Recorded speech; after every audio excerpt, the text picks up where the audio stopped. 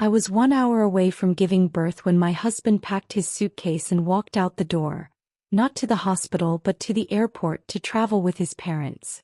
I remember gripping the edge of the bed, contractions tearing through me, watching him zip up his bag like this was any ordinary trip. I asked him, barely able to speak through the pain, "Where are you going?" He didn't even look at me. His mother called, said it was family business, and just like that he chose them. I begged. I cried. I told him the baby was coming. He said his parents needed him more. Nobody should have to labor alone, terrified, betrayed, while the man who promised to stand by you chooses his mother's convenience over his own child's birth. But what happened after I gave birth alone that night? What I found out 3 days later. That's the part that still makes my hands shake when I tell it. My name is Kimberly Rowe, and before I tell you what happened 3 days after I gave birth alone, I need you to understand who I was before that night. Because the woman who walked into that hospital room is not the same woman who walked out. I was 31 years old, living just outside Columbus, Ohio.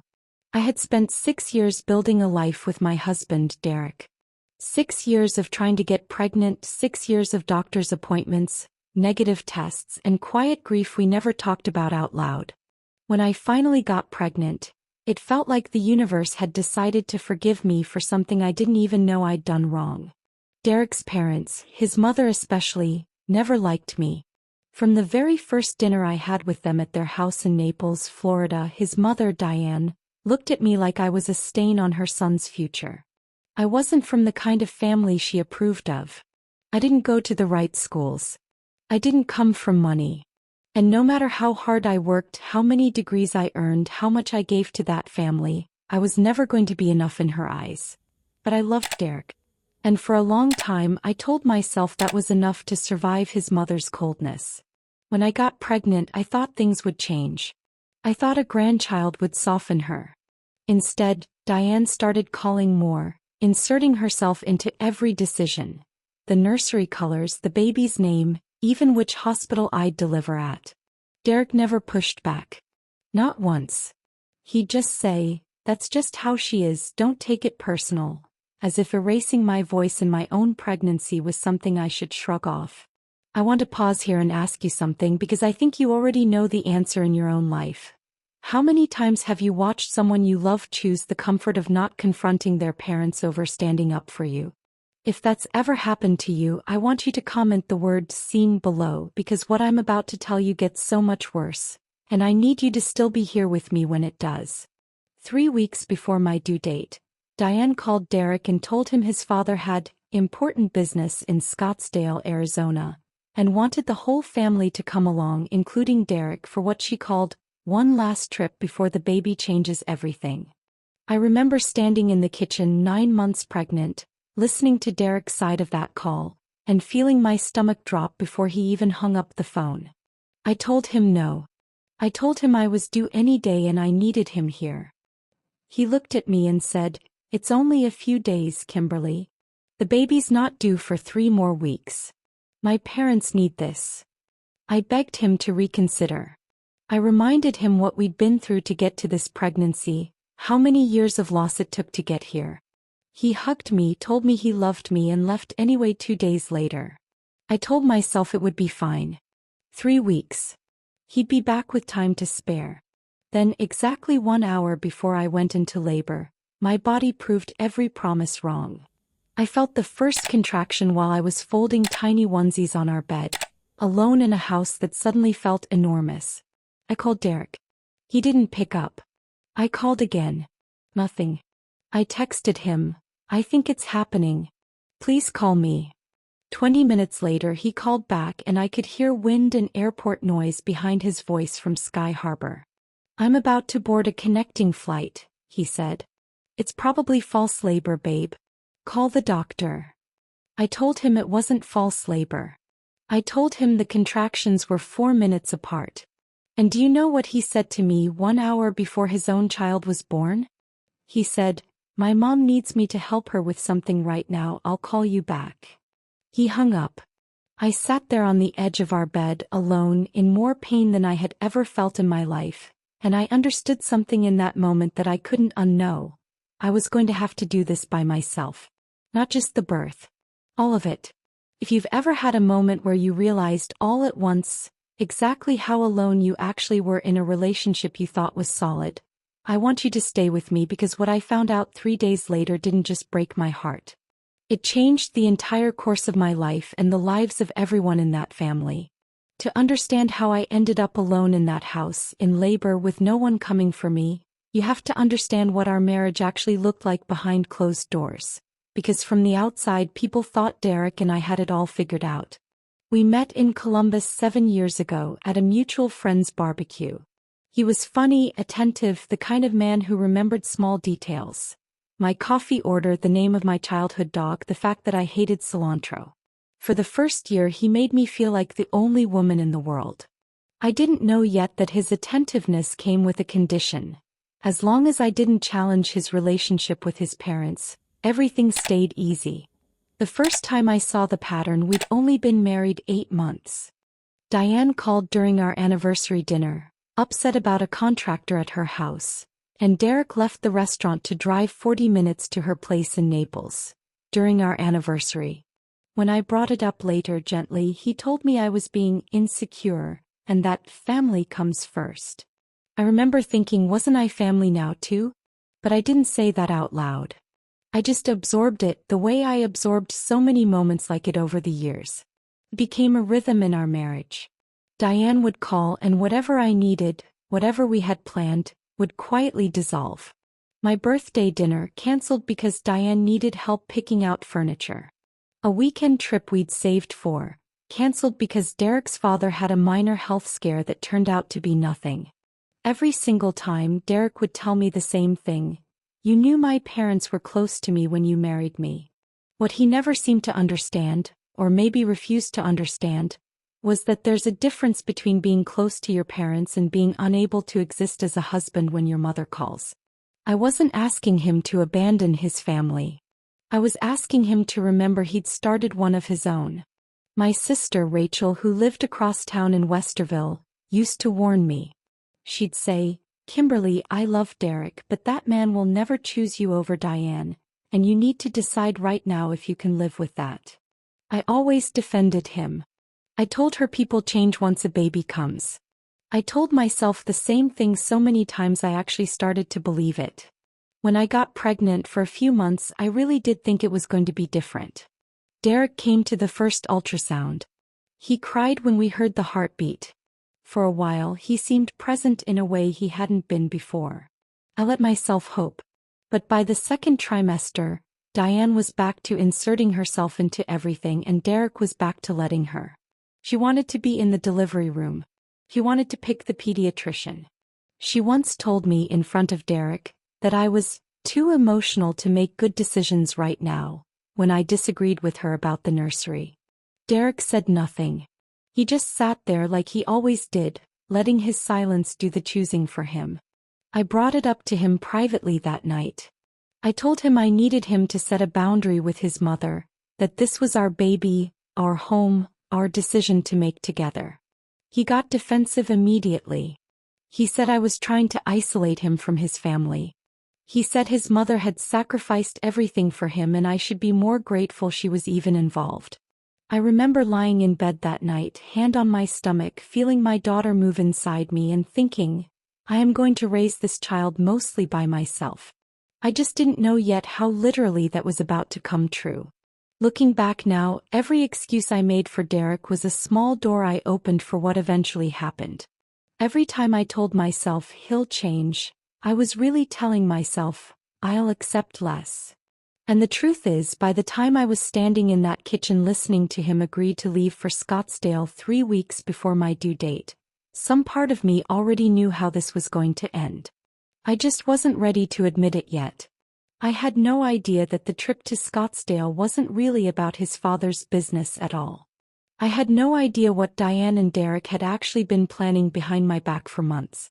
I found out 3 days after giving birth alone, and when I tell you what it was, you're going to understand why I have never been the same person since. I need to take you back to that night in the house, because I haven't told you everything yet about what happened after Derek hung up the phone on me. After he said, I'll call you back, And the line went dead. I sat on the edge of our bed for almost 10 minutes just staring at my phone, waiting for it to ring again. It didn't. The contractions kept coming, closer together, harder each time. I called my sister Rachel. She picked up on the second ring and I could barely get the words out between the pain. "Kimberly, where's Derek?" she asked, and I remember the silence I gave her was answer enough. She said, "I'm coming right now, don't move, don't try to drive yourself." Rachel lived 25 minutes away in Westerville, but that night she made it in 15. I don't know how. She burst through my front door and found me gripping the kitchen counter, and she didn't ask a single question. She just got me into her car and drove me to Riverside Methodist Hospital, running 2 red lights on the way, while I called Derek's phone over and over. It went to voicemail every time. I gave birth to my daughter Grace at 11:47 that night. Rachel held my hand through every contraction. She was the one who told me to push. She was the one who cried when Grace let out her first cry. And in the middle of what should have been the most joyful moment of my life, I kept turning my head toward the door, some small, stupid part of me still hoping Derek would walk through it. He didn't call until almost 2 a.m. By then I had already delivered, already held my daughter, already been stitched up and moved to recovery. When my phone finally rang, I let Rachel answer it because I couldn't stand to hear his voice yet. I heard her say, low and furious, "She had the baby, Derek. Hours ago. Where the hell are you?" I couldn't hear what he said back, but I watched my sister's face change from anger to something closer to confusion. She hung up and sat down next to my hospital bed and said, "He says he's still in Scottsdale. He says he'll fly back as soon as he can get a flight." Still in Scottsdale. My daughter was born and her father was 700 miles away, and the earliest he could manage to get back to us was 2 full days later. When Derek finally walked into that hospital room, I had already been discharged and was home, alone with Grace, figuring out how to function on almost no sleep with a newborn who needed to eat every 2 hours. He walked in with flowers, like flowers were going to undo what he'd done. He tried to hold Grace and I told him no, not yet, and I watched something flicker across his face. Not quite guilt, more like irritation that I wasn't simply grateful he'd come home at all. I asked him directly, "What was so important that you couldn't get on a plane the moment I called you in labor?" And for the first time in 7 years I watched my husband struggle to look me in the eye. He said it was complicated. He said his mother needed him for something and he'd explain later when things had settled down. I told him there was no version of settled down that made this okay. I told him I had given birth to his child completely alone, terrified, while he sat in Arizona doing whatever his mother asked of him. He apologized. He said all the right words. But something in me had gone quiet in a way it never had before. I wasn't angry in the way I'd been angry at him in the past. Small flashes that faded by morning. This was different. This felt like the floor of our marriage cracking open beneath me, and for the first time, I let myself really look at the crack instead of stepping carefully around it. 3 days after Grace was born, Rachel called me, her voice tight and strange. She said, "Kimberly, I need you to sit down. I found something you need to see." She'd been helping me clean out some boxes from Derek's office at the house, and buried in a folder of paperwork she found something that explained exactly why Derek couldn't leave Scottsdale that night. Something that had absolutely nothing to do with his father's business, and everything to do with the decision Diane and Derek had made together, months before I ever went into labor. What Rachel found in that folder didn't just break my heart. It made me question every single year I had spent defending a man who, it turned out, had never really been mine to defend. Rachel drove over that same afternoon with the folder in her hands, and I remember the look on her face when she walked through my door, like she didn't know how to say what she was about to say. She sat across from me at the kitchen table, Grace asleep in my arms, and slid the folder toward me. Inside were printed emails between Derek and a real estate attorney in Scottsdale, dated back 4 months. 4 months. Before I was even in my 3rd trimester. The emails detailed the purchase of a property, a house fully financed under Derek's name and his father's name jointly. Diane had been house hunting in Scottsdale for over a year, planning to relocate the whole family closer to warm weather for her husband's arthritis. And Derek had quietly agreed to help finance it and be there in person for the closing. The closing date was the exact day I went into labor. He hadn't told me any of it. Not that they were buying a house together. Not that the trip was really a closing, not business. Not that he'd signed his name to a six-figure financial commitment with his parents without a single conversation with his own wife. I sat there with the papers in my hands, my newborn daughter breathing softly against my chest, and I felt something in me go completely cold. It wasn't even really about the house. It was about what the house represented. Derek had a whole life, a whole set of decisions, an entire financial future being built with his parents, that I wasn't even considered part of. I wasn't a partner in his life. I was an obligation he managed around the real relationship, the one with Diane. I confronted him that night when he came to see Grace. I laid the papers on the table between us and asked him to explain. He didn't even try to deny it. He said his parents needed his name on the loan because of his father's credit situation, and that he didn't tell me because he knew how I'd react. I asked him if he understood what he'd just told me, that he'd rather deceive his pregnant wife for months than have one honest conversation with her. He didn't have an answer for that. In the weeks that followed, I stopped waiting for him to fix things. I stopped hoping the next conversation would be the one where he finally understood. I went quiet in a different way than before. Not the quiet of swallowing my feelings to keep the peace, but the quiet of a woman doing calculations in the back of her mind, figuring out what her life actually looked like now. I was exhausted in a way I didn't know a body could survive. I was nursing every 2 hours, running on maybe 3 hours of broken sleep a night and doing almost all of it alone because even after everything, Derek still left for Scottsdale 2 more times that first month, always with some new explanation about the house, the move, his parents needing him for one more thing. Rachel came by as often as she could, but she had her own 2 kids and a full-time job. Most nights, it was just me and Grace in that house, the silence broken only by her crying or the hum of the baby monitor.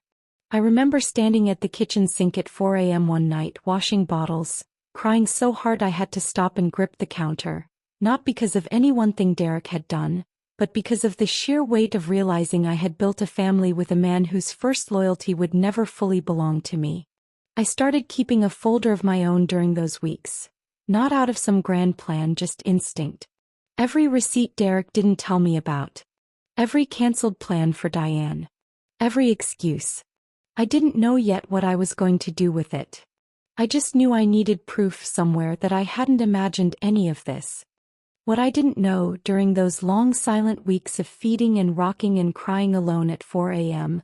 was that Diane and Derek were about to make one more decision about my life without consulting me at all. A decision about the house in Scottsdale, about where Derek believed our family's future belonged, that would force me to finally choose between staying silent forever or blowing up everything I thought I knew about my marriage. That decision came on a Tuesday in a phone call I was never even supposed to hear. Grace was 6 weeks old the day everything came apart completely. I hadn't been sleeping well, so I was up early, sitting on the couch nursing her, when I heard Derek on the phone in the kitchen. He thought I was still upstairs. His voice was low, but the house was quiet enough that I caught every word, and what I heard stopped my heart in a way nothing had since the night I gave birth alone. He was talking to Diane. And he was talking about moving to Scottsdale. Permanently. I know Kimberly's going to fight it, he was saying, but once the baby's a little older, it'll be easier to convince her. We can tell her it's for a fresh start. Pause. Then, no, I haven't told her about the job offer yet either. I want to have everything settled first so she doesn't have room to argue.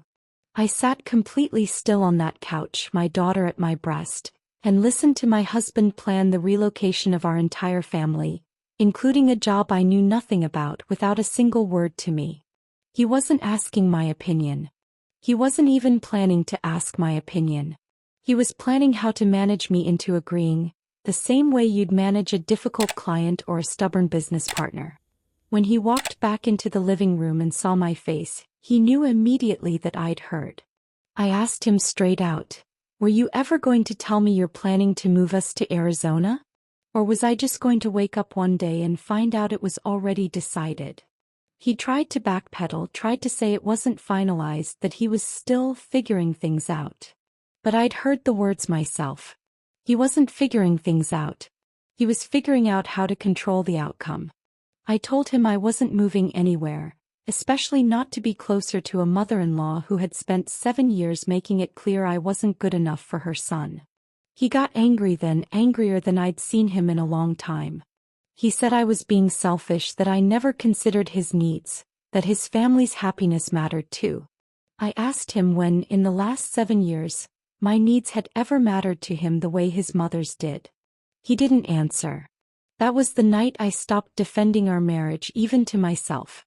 2 days later, Diane showed up at my house unannounced while Derek was at work. I hadn't invited her and she'd never once come alone before. She sat in my living room and told me calmly, like she was doing me a favor, that Derek had always struggled to make decisions without guidance, and that the move to Scottsdale would be good for all of us, especially the baby who deserves grandparents nearby. I asked her directly if she knew Derek had been planning this without telling me. She didn't even flinch. She said, "Sometimes it's easier for men to let us handle these things until the timing is right." As if she and I were on the same team. As if she hadn't spent 7 years treating me like an intruder in her son's life, only to suddenly claim solidarity the moment it was convenient for her plans. I asked her to leave my house. That evening when Derek got home, I told him what his mother had said, and for the first time I watched him get angry at her instead of me. Not because he suddenly understood how wrong this all was, but because her visit had exposed the plan before he was ready. That told me everything I needed to know. He wasn't upset that I'd been deceived. He was upset that the deception hadn't held. I packed a bag that night. Not to leave permanently, I wasn't ready for that yet, and Grace was barely 6 weeks old. But I took her to Rachel's house for a few days because I needed distance to think clearly, away from Derek's voice explaining and re-explaining, away from Diane's calls, away from the constant pressure to just accept whatever decision had already been made for me. Sitting in Rachel's guest room that first night, holding my daughter while she slept, I finally let myself ask the question I'd been avoiding for years. Was I staying in this marriage because I loved Derek, or because I was afraid of what my life would look like if I admitted the truth, that I had built a family with a man who had never once in 7 years chosen me first? I didn't have an answer yet. But 3 days later, something happened that made the answer impossible to avoid any longer. 3 days into staying at Rachel's, I got a call from a number I didn't recognize. It was a woman named Susan, a loan officer at the bank handling the Scottsdale property. She apologized for calling me directly, but said there was a problem with the closing paperwork and she'd been unable to reach Derek all morning. She explained that because the original loan had been structured jointly between Derek and his father, and because Derek was legally married, the bank's underwriting required my signature on a spousal waiver, one Derek had told them he'd already obtained. He'd forged it. Or had Diane signed something in my name? Either way, someone had submitted a document with my signature on it that I had never seen, let alone signed, and the bank's compliance department had flagged the inconsistency during a routine audit. I sat in Rachel's kitchen holding the phone, and something in me finally clicked into place. This wasn't just a man failing to communicate with his wife. This was a man willing to commit fraud, to forge my name on a legal document, to keep me from having any say in a decision that would have uprooted my entire life and my daughter's life. I told Susan I had never signed anything and that the signature was not mine. I could hear her go very quiet on the other end before she said she'd need to escalate this internally, and that the closing would be delayed pending an investigation. I called Derek. He picked up on the first ring, already knowing something was wrong. I asked him point blank if he had forged my signature on the spousal waiver. There was a long silence and then he admitted it. He said Diane told him it would be easier than dealing with my objections, that they'd planned to explain everything to me once the house was already secured, when I'd have no choice but to accept it. I remember my voice was very calm when I responded, calmer than I expected because somewhere in the last 3 days, I had already grieved the marriage I thought I had. I told him that forging my name on a legal financial document wasn't a mistake or a miscommunication. It was a crime, and it was the clearest possible proof that he and his mother had never seen me as an equal partner in this family, only as an obstacle to be managed around. He begged me to come home, said we could fix this, said Diane had gone too far, but that he still loved me and wanted our family together. I told him I needed time and I hung up. That night, Rachel, who works in property law, helped me understand exactly what this meant legally. Forging a spouse's signature on a mortgage document is fraud, and depending on how the bank chose to handle it, Derek and possibly Diane could face serious legal consequences, separate entirely from what it meant for my marriage. I didn't go to the bank seeking punishment. I went because I needed the truth documented, needed it to be undeniable, not just for me but for Grace, so that one day if she ever asked why her parents separated, there would be an answer rooted in fact, not in Derek's version of events. I gave a statement confirming the signature wasn't mine. The bank froze the transaction. The Scottsdale house deal collapsed within the week. Diane called me directly after that, no longer calm, no longer pretending we were on the same team. She screamed at me over the phone, accused me of destroying her family, of being vindictive, of punishing Derek for one mistake. I let her finish, and then I told her something I had wanted to say for 7 years. That I had spent our entire relationship trying to earn her approval, and I finally understood that no amount of patience or grace was ever going to be enough, because the problem was never me.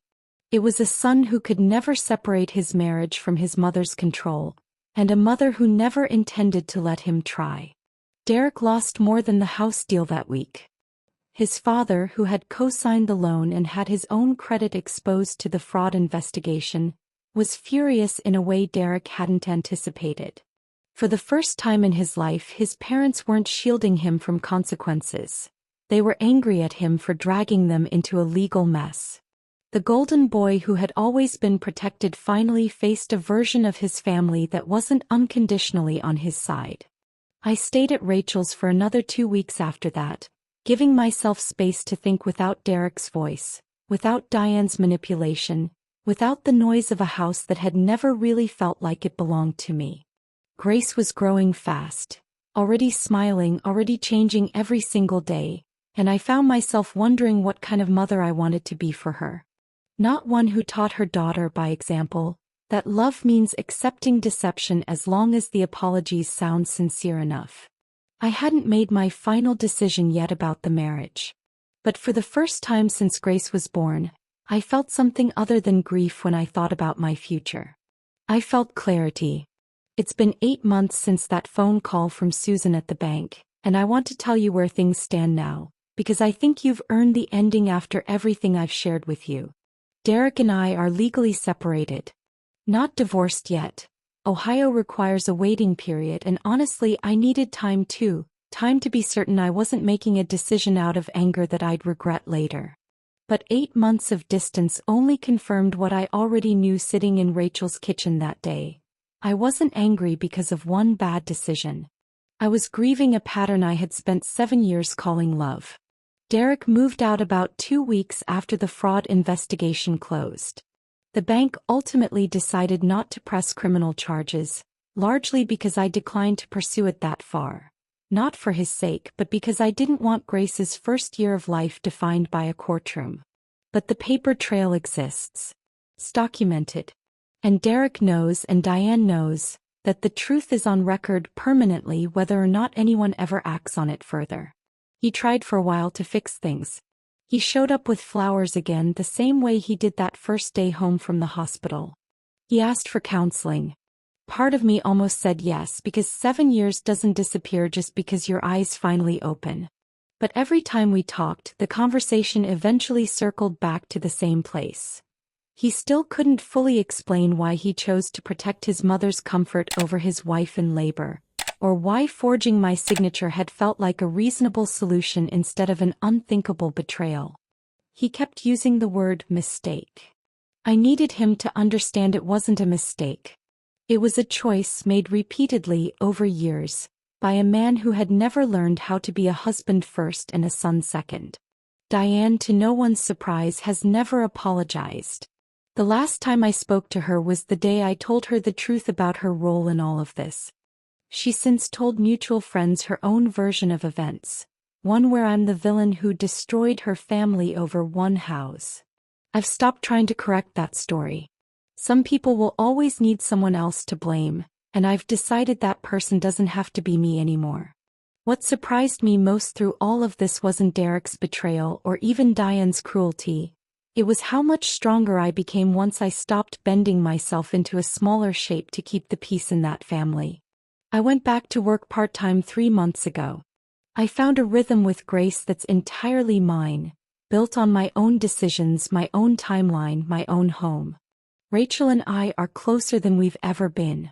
She tells people now that watching me survive those first 6 weeks alone was the moment she realized how much strength I actually had, strength I'd spent years hiding to avoid making Derek or his mother uncomfortable. Grace is almost 9 months old now. She has Derek's smile, which used to make my chest ache when I looked at her, and now mostly just makes me grateful she has a father who, whatever his failures, does show up for his scheduled time with her consistently every week. I've told myself that's enough for her, even if it was never enough for me. If you've made it this far with me, I want to ask you something, and I want you to be honest with yourself, even if you're not ready to say it out loud in the comments. Have you ever stayed in a relationship, a friendship, a family dynamic, long past the point where your instincts were screaming at you that something was wrong, because you were afraid of what it would mean about you if you finally admitted the truth? I stayed for 7 years. I stayed through anniversaries interrupted, birthdays cancelled, and a mother-in-law who never once tried to hide her disdain for me. I stayed because I thought loyalty meant absorbing whatever came, no matter the cost to myself. I don't believe that anymore. I gave birth alone, 1 hour after my husband walked away to help his parents with a house he never told me about. That night broke something in me. But it also eventually built something new. A version of myself who finally understands that being chosen isn't something you should have to fight for, plead for, or forge documents to secure. It's something that should simply, quietly be true. If this story meant something to you, if any part of it felt familiar, I want you to know. It's not too late to choose yourself, even after years of choosing everyone else first. Grace and I are proof of that. Thank you for staying with me through this one. I'll see you in the next story.